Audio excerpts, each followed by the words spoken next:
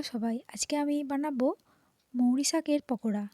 প্রথমে আমি এখানে বেসন নিয়েছি 4 চামচের মতো, লঙ্কার গুঁড়ো পাউডার, সামান্য পরিমাণ গরম মশলা আর গোটা জিরা, 1 চামচ মতো ইস্ট খুব ভালোভাবে মিক্সড করলাম।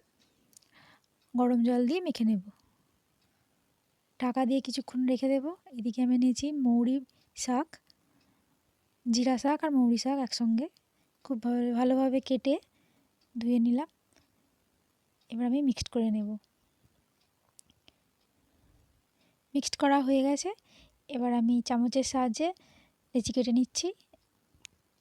অন্যদিকে প্যানে তেল গরম হয়ে এসেছে, একটি একটি করে দিয়ে দিলাম। মিডিয়াম আঁচে 2 দিক খুব ভালোভাবে ফ্রাই করে নেব। আপনারা অবশ্যই তৈরি করবেন, খুব ভালো একটি রেসিপি, বিকালের চায়ে নাস্তার সাথে খুব ভালো যাবে। এখানে আমি চাট মশলা দিয়ে দিলাম। আমার চ্যানেল সাবস্ক্রাইব করবেন। ভালো থাকবেন, ধন্যবাদ।